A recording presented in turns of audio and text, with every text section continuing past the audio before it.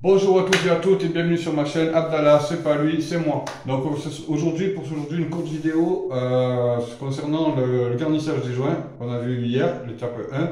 Ça sera une petite astuce.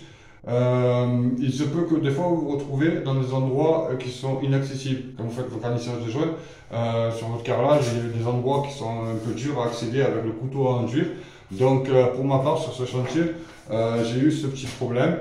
Donc il aurait fallu que j'ai un fer à joint. Un fer à joint, c'est un manche, vous savez, comme un manche qu'une truelle, tout ce qui s'ensuit, mais avec au bout, c'est une longue tige d'une dizaine de centimètres sur un demi centimètre de large. Donc voilà, on appelle ça un fer à joint. Donc vu que j'en ai jamais eu d'utilité, donc je ne l'avais pas, et là aujourd'hui que j'en ai besoin, eh ben, je me retrouve coincé. Donc ça tombe bien, ça me permet de vous faire cette vidéo.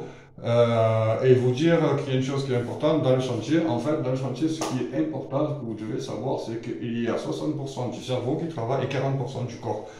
Donc, en fait, c'est plus le cerveau que le corps, parce qu'on se retrouve dans des situations, des fois, des imprévus, où il faut trouver une solution. Donc, pour ça, il faut réfléchir, et comme on dit, tout problème a une solution.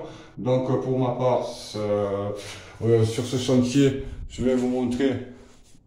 Il a fallu que je trouve la solution. Donc, vous voyez, ici, quand j'ai fait mon garnissage de joints, sur cette partie-là, en fait, il y a ce côté ici qui est très étroit, très étroit. Donc, en fait, vous voyez, avec un fer à cheval, ça aurait pu un peu le faire. Malheureusement, je n'en avais pas. Donc, en fait, ce que j'ai fait, c'est que j'ai pris tout simplement une cuillère à café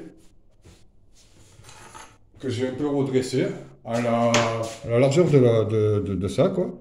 Du coup, ça m'a donné ça, vous voyez. Voilà, comme vous pouvez voir. Et ça m'a permis de bien pouvoir, bien pouvoir. Voilà, vous voyez, c'est pile poil. Bon, certes, je reconnais que j'ai mis un peu de temps, hein, j'ai mis bien trois quarts d'heure hein, pour le faire, une petite heure, je l'avoue. Ça s'est pas fait en 5 minutes. Mais voilà, c'est fait, le travail est fait, les joints sont garnis, les joints sont rebouchés.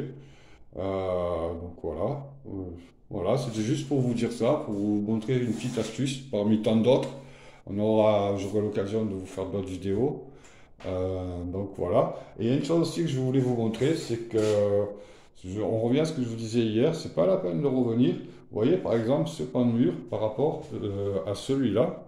Vous voyez celui-là par rapport à celui-là, on a l'impression qu'il est plus garni. Donc pourtant j'ai fait la même étape de travail, c'est-à-dire qu'il y a eu dégraissage et une passe un coup de couteau en dur pour reboucher les joints. Et vous voyez, le résultat, il n'est pas le même. Je n'ai pas cherché à essayer que ça soit exactement comme l'autre côté, ici. Donc j'ai fait ce qu'il y avait à faire. Les joints sont rebouchés. Je vais attendre et une fois que c'est sec, je ferai ma deuxième passe. Et puis, donc après, voilà. Donc voilà.